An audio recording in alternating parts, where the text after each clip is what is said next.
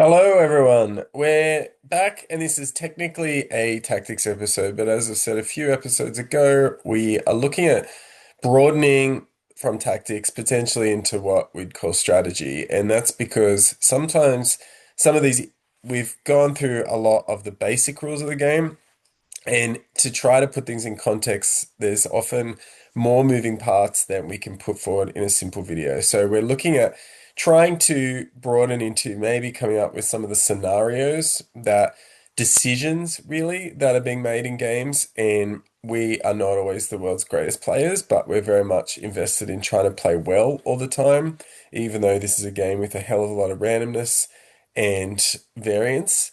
That's something that we love about it.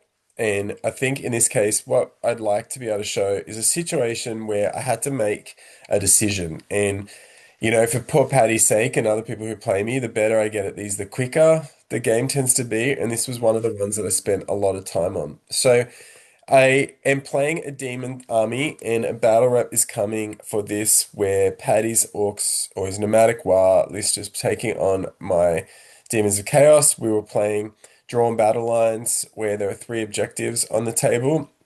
And you can see in this image that we're looking at the left flank.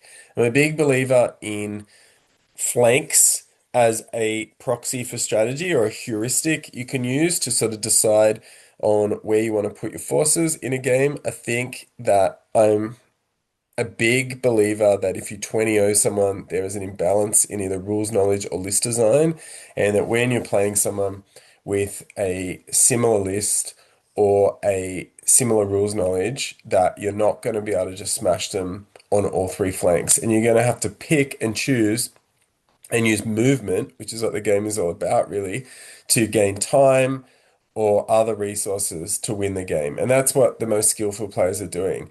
Sometimes I think in Warhammer, we look at skew lists, so like, oh, Sky Lanterns are broken or two dragons are broken, and yep, they probably are. And I find that when people are just picking the most powerful thing and playing as much of it as you can, that you lose a lot in the game, and that the tournament scene is sometimes more about breaking a list, and rather than playing well. So at this channel, we try to play all the miniatures in the game and play different types of units and go from there.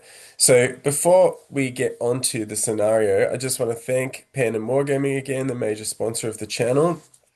The affiliate link will take you to Jeff's store.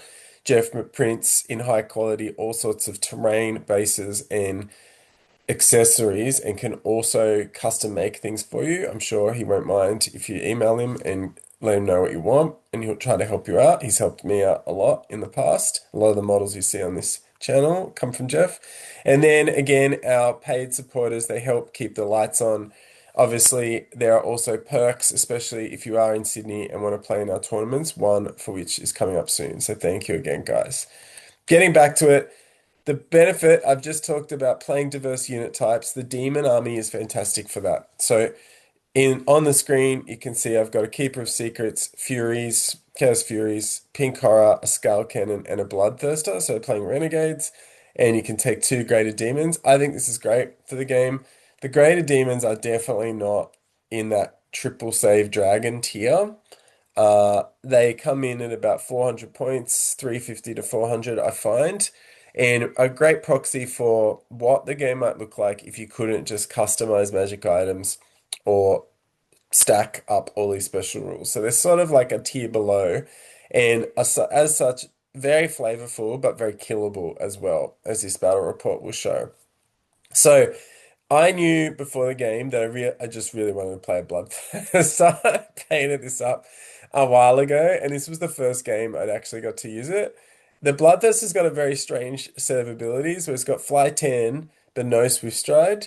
And then on top of that, hits like a truck, but no Stomps is a really big deal for Behemoths. The Stomps are, in my mind, sneaky top five in terms of what are the most egregious elements of the game.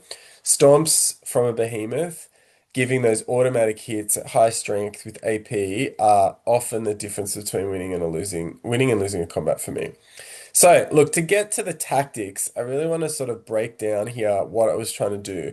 So, the battle report will give you the full layout, but on the left to center flank, what I was trying to do was I didn't think Paddy has a Wyvern here, and we know it has a triple save. So it's got Armor of Meteoric Iron, Trollhide Trousers, and Talisman of Protection. 5 up, 5 up, 5 up. The maths is really bad. Even though my Bloodthirster has the flail, giving him D3 wounds, it's the Wyvern is actually going to tank him if they fight. So I would like to eventually peel some wounds off of it, and even if I lose, but I was always going to try to whack a chariot or two on the way in. So when Paddy set up his chariots on that right flank, I thought, okay, it's time to execute the plan. If you're familiar with drawn battle lines, you are in a diagonal across, so you're a little bit closer, probably 20 inches away, but you're able to come right up to halfway. So I've set up the Bloodthirster on this side, and as you can see on the right, I've just moved it over 10 inches into this forest, taken a wound. That's what the one is for the move, dangerous terrain test, landing in the forest. And then I have used the lumbering to be able to face the base in a way that I could charge either chariot if I wanted to next turn. So the basis here was don't expose the Bloodthirster to the other units in Paddy's army, and that while I maneuvered and tried to gain an advantage on this flank, the Bloodthirster would try to hit something easy, gain some points, and cut back across into the middle from the rear. So that was the plan in any effect. Just for a bit of context, so my skull cannon here that you can see, so in the bottom left in the first image and on the top right in the second, that's from Paddy's point of view, is able to hit this chariot with a cannonball on the first turn and take 3 wounds from it. So that was pretty good. Lava Skull Cannon, great unit in the game. Interestingly, we thought they weren't very good when the format started. I probably think they're the best rare unit in Demons. Alex Searle from Old World Behemoths might disagree. He likes the Soul Grinder. I think they're very expensive, but I'll have to play the Soul Grinder I have next game. So the Skull Cannon's taken 3 wounds. So that sort of changes the plan a little bit, which is pretty interesting. So my horrors have moved up onto this objective as well, and these are going to be the key units that I have to make the decision about. So what happens next is on the next turn, Paddy, I have cast Crystal Column in the middle, and his Wyvern has maneuvered into a position where it's going to be able to charge. What I had the choice between, he's moved, as you can see on the left side, this chariot behind the tree. It pulled out of the arc of the Bloodthirster, which is pretty good. So when I talk about winning time on a flank, in a sense, I don't get his points, but I've won the time there. That his chariot is really not going to do a lot. It's going to have to wheel around there. It probably gains me a couple of turns where that chariot does nothing to avoid being smashed by a Bloodthirster. So what I've got left is I've got a decision to make.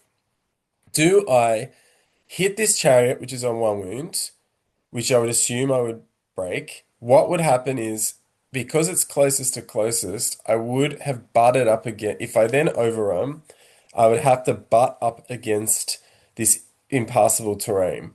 And my crystal column is adding a little bit there, which is helping my units out now, but was not going to help the Bloodthirster out. Or do I march over the top, setting myself up to take on something different because now I've created this imbalance on the left side, and let the pink horrors try to take the last wound from this chariot. So if you're not aware, pink horrors have probably the worst shooting attack in the game, and they shoot multiple shots though, which is fun, but it's strength 3, no AP. So fortunately they have quick shot, so even if they move, you're not taking the -1 penalty, but it's only 18-inch range, which means that anything over 9 inches is long range. So if you've seen my earlier video on the Ungors from using open order and reform, what happens here is I can reform this unit into a line as long as the center model stays the same, and I can still shoot with all of them, though they count as having moved. So I was aware of this, and while the images are a little bit after the fact, what I think you have to do here, and I'll explain the maths in a second, is you have to sometimes let that maths go. You have to decide that is the time worth it? And maybe, it might be, do you make your decisions based on a 51% equation? Or do you lean into the narrative and say, right, even if it's 30%, it's worth it this time? So I think this is a really interesting thing to think about with Warhammer. Often the threat of doing something can be just as good, especially against good players who try to control control movement and things and roll as little dice as possible that they can't control the outcome of. Essentially, if I had to give you the equation of how Warhammer works, it is about maneuvering so that the odds are in the dice are in your favor. You can, the game preempts you from any time you roll a one or a six tends to be bad or good for you, except for obvious exceptions. But in this case, what I would say is that's the game. It's the moving so that you then get combats that you want or other types of favorable scenarios. And 1.5 has made that a lot better. It's much more combat oriented game, whereas before it was shooting at magic in many ways, or magic missiles mostly. But here, what we've got is so that decision is if you have a rough heuristic because you don't want to get the calculator out the table. But if I'm hitting with 15 pink horrors and they're getting 30 shots, mostly sixes to hit, you're going to get five hits. Then you've got a wound, toughness five. You've got to get sixes through. And then you've got three plus armor save. It's not that great. However, to me, what the point was is my bloodthirster losing another turn by a ending up behind impassable terrain, also not great. So if my bloodthirster's whole game plan is to stay on the left flank and kill two chariots, you might say, well, at least it didn't die, it's going to get its points. But in the middle, I'm losing, as you'll see in the battle report, where the Wyvern can do other things and the ball boys that Paddy has on his flank start cutting through the rest of my army. So I feel like that because of tempo, I've got to do something about it.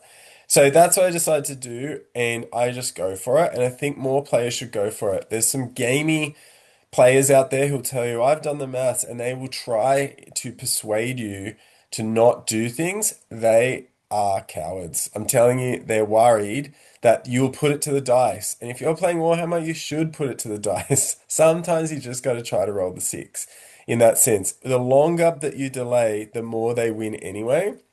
And if you think you've got a reasonable chance of doing something, sometimes you got to take it. It's pretty hard in this game to get a two-thirds to one-third chance of doing anything. And if you're in an event and you're trying to win five games in a row, you're just going to have to get lucky sometimes. If you're in an event and trying to win three games in a row, you're going to expect some of these default items where you're like re-rolling on an eight or need a three plus, you're going to roll a one or a two a third of the time. So you got to live with that. So in this instance, I decided that even though the odds in itself of winning the Black Hawk Chariot were not great, being unbreakable, having the bloodthirst to do something more efficient in the interim, then if he attacks me, I might get some attacks back as well. But it was just worth it to try to roll the dice because I could gain a big advantage if I was just a little bit lucky. So in this case, that's what happened. The bloodthirster got across. The 15 blood pink cars, six of which were in close range, which interestingly was almost a disadvantage because it meant I would not get a stand and shoot roll after that. Nine were outside. I rolled six hits, so just a little bit over. I rolled two wounds, which was again a bit over, and Paddy got to roll two three pluses to try to keep his Black Hawk Chariot alive, and he flubbed one. So in this case, his Black Hawk Chariot died. My Bloodthirster got to carry on. Does get charged by the Wyvern next turn, so watch the battle report to find out what happened there. The Pink Horrors were a little bit vulnerable on the next turn, but are able to then reform back into that square, into the rectangle shape. And there, the Black Hawk Chariot and my Skull Cannon also have a date with Destiny, as you'll see. So hopefully just walking through some of the thinking about what happened here. Maybe you can post below what you think you would have done. But this is just giving you an idea how some of these tactics like reforming, marching. So remember, I actually re-rolled it and I failed the march test before we remembered once more that I could fly and not have to roll it. And ideas such as tempo, big concept ideas to wargaming, and even big concept ideas like the psychology of players who play in tournaments and how they may be trying to manipulate you. This is something we may want to get back into when in future episodes. So please post below what you'd like us to make videos about. Because of all the financial support, we are able to make more videos these days. So if you want to help us out, there are links below and we're looking to step it up. So your comments are always welcome. Thanks again, guys. We'll see you next time.